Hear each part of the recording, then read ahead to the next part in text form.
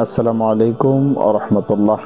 কিছু আলামত আমি বলে দিচ্ছি। এই আলামতগুলো যদি আপনারা দেখেন তাহলে বুঝবেন আপনার স্বামী পরকীয়ায় আসক্ত, অথবা তাকে অন্য কারো দিকে ফেরানোর জন্য, অথবা আপনার থেকে তাকে আলাদা করার জন্য জাদু অথবা ব্ল্যাক ম্যাজিক করা হয়েছে। অনুরূপভাবে এই আলামতগুলো আপনার স্ত্রীর মধ্যে দেখতে পেলে বুঝবেন সে পরকীয়ায় আসক্ত, অথবা অন্য কারো দিকে তাকে ফেরানো বা বাধ্যগত করার জন্য ব্ল্যাক ম্যাজিক করা হয়েছে, অথবা আপনাদের মধ্যে বিচ্ছেদ তৈরি করার জন্য ব্ল্যাক ম্যাজিক করা হয়েছে। আমি আলামতগুলো আপনাদেরকে বলে দিচ্ছি। যদি অধিকাংশ আলামত মিলে যায়, সবসময় যদি এরকম হতে থাকে, তাহলে দেরি না করে অবশ্যই ব্যক্তিগত আমল করুন, রোকাইয়া করুন, আলেমদের পরামর্শ নিন। আশা করি ওই পরিবার ডিভোর্স অথবা ভেঙে যাওয়ার আগেই রক্ষা করুন। আমি আলামতগুলো আপনাদেরকে বলে দিচ্ছি, আশা করি আপনাদের কাজে আসবে। সর্বপ্রথম যে আলামতটা আপনারা দেখতে পাবেন সেটা হলো আপনার স্বামীর ব্যবহৃত জিনিস অথবা স্বামীর ব্যবহার করা যে কোনো জিনিসপত্র আপনার কাছে ঘৃণিত মনে হবে। স্ত্রীর ব্যবহার করা জিনিসপত্র আপনার কাছে ঘৃণিত মনে হবে, এবং স্বামী এবং স্ত্রী যে জায়গায় ঘুমায় ওই জায়গাটা আপনাদের অপছন্দ হবে। 2 নম্বর হলো স্বামী বাইরে থাকলে ভালো থাকে, যখন বাসায় বা ঘরে আসে তখন দুইজনের মধ্যে ঝগড়াঝাটি ঝামেলা লেগে যায়। স্ত্রী দূরে থাকলে ভালো, কাছে আসলে ঝগড়াঝাটি ঝামেলা লেগে যায়। স্বামী স্ত্রী দুইজন দূরে থাকলে ভালো, আপনার স্বামী শহরে থাকে ততক্ষণ পর্যন্ত ভালো, যদি বাসায় আসে তখনই কিন্তু আপনাদের দুইজনের মধ্যে ছোটখাটো বিষয় নিয়ে ঝগড়াঝাটি ঝামেলা লেগে যায়। এরকম সমস্যা হলে কিন্তু বুঝবেন আপনাদের মধ্যে প্রবলেমগুলো রয়েছে। দুইজন খুব বেশি সন্দেহ প্রবণ হবে। 3 নম্বর আলামত যেটি দেখতে পাবেন, আপনাদের মধ্যে সন্দেহ কাজ করবে অতিরিক্ত। স্বামী স্ত্রীকে অযথা সন্দেহ করবে, স্ত্রী স্বামীকে অযথা সন্দেহ করবে। এই সন্দেহের কারণে কি হবে, একজনের মোবাইল আরেকজন চেক করবে, একজনের কথা আরেকজন আড়ি পেতে শুনবে। এগুলো নিয়ে সন্দেহ তৈরি হতে হতে কিন্তু ঝামেলা আরো বাড়তে থাকবে।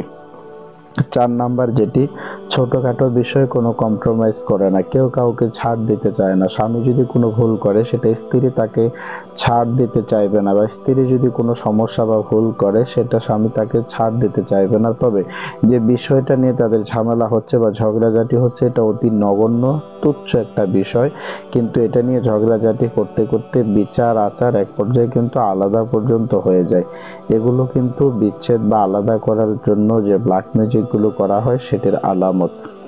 এরপর দেখবেন আপনাদের স্বামী অথবা স্ত্রী অন্য মানুষের সাথে কথাবার্তা খুবই সুন্দর, খুবই ভালোভাবে সবার সাথে কথাবার্তা বলে। যখনই হাজবেন্ড ওয়াইফ কথা বলতে যায় তখন কারো কথার মধ্যে কোনো ধরনের রস থাকে না। একজনের কথা আরেকজনের কাছে বিরক্তকর মনে হয়, একজনের কথা আরেকজনের কাছে সহ্য হয় না, অথবা হাজবেন্ড স্ত্রীকে সবার সামনে বিভিন্ন প্রকার অপমানজনক কথা বলে, অথবা স্ত্রী স্বামীকে মানুষের সামনে ইনসালমূলক কথা বলে। এগুলো বাড়তে থাকে, আর এগুলোর কারণে প্রবলেম কিন্তু তৈরি হয়।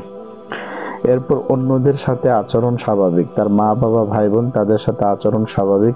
স্ত্রীর বেলায় অথবা স্বামীর বেলায় তার আচরণ খুবই কঠিন হয়ে যায়, যেটা শুনলে মনে হচ্ছে সে ঝগড়া করতেছে, এরকম সমস্যা কিন্তু তৈরি হয়ে যায়।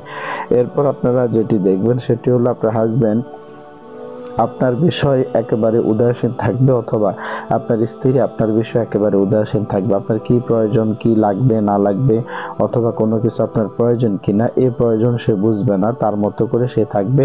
আপনাদের দুইজনের সম্পর্কের মধ্যে উদাসীনতার কারণে কিন্তু দুইজনের মধ্যে আলাদা হয়ে যাওয়ার প্রবণতা বেড়ে যায়।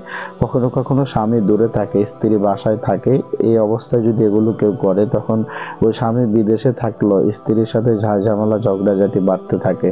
এগুলোর কারণে কিন্তু অনেক সময় ফ্যামিলি সংসার কিন্তু ভেঙে যায়। তো আপনারা এগুলো যদি অতিরিক্ত আপনাদের হয়ে থাকে, তাহলে যদি আপনার স্বামী আপনার কাছে থাকে অথবা স্বামী স্ত্রী দুইজনে যদি একসাথে থাকেন তাহলে আমলটি করতে পারেন। স্ত্রী যদি দেশে থাকেন তাহলে স্ত্রী আমলটি করতে পারেন। স্বামী বিদেশে থাকলে আপনি বিদেশে বসে আমলটি করতে পারেন। আশা করি সমস্যাগুলো দূর হয়ে যাবে।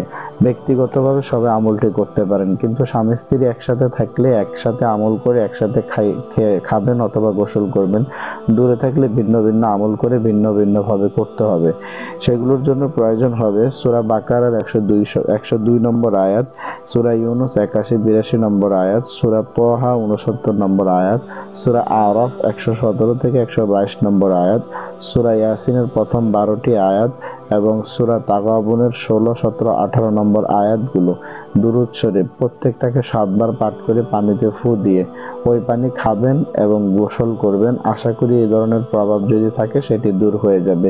সাথে আরো কিছু আমল অ্যাড করতে পারেন, যেমন সূরা ফাতিহা 7 বার পাঠ করে ফু দিতে পারেন, আয়াতুল কুরসি পাঠ করে ফু দিতে পারেন, সূরা ফালাক নাস এগুলো পাঠ করে ফু দিতে পারেন। আশা করি এটার মাধ্যমে আপনাদের এই সমস্যাগুলো দূর হয়ে যাবে। তবে যারা আপনাদের জন্য এগুলো করতেছে তারা যদি প্রতিনিয়ত এগুলো করে তাহলে একজন আলেমের পরামর্শ নিয়ে আপনাকে একটা নিয়মের ভিতরে থাকতে হবে। আশা করি সমস্যাগুলো দূর হয়ে যাবে। ভালো লাগলে ভিডিওটি শেয়ার করে অন্যকে দেখার সুযোগ করে দিন। পেজে নতুন হলে পেজটিকে ফলো করুন। আসসালামু আলাইকুম ওয়া রাহমাতুল্লাহ।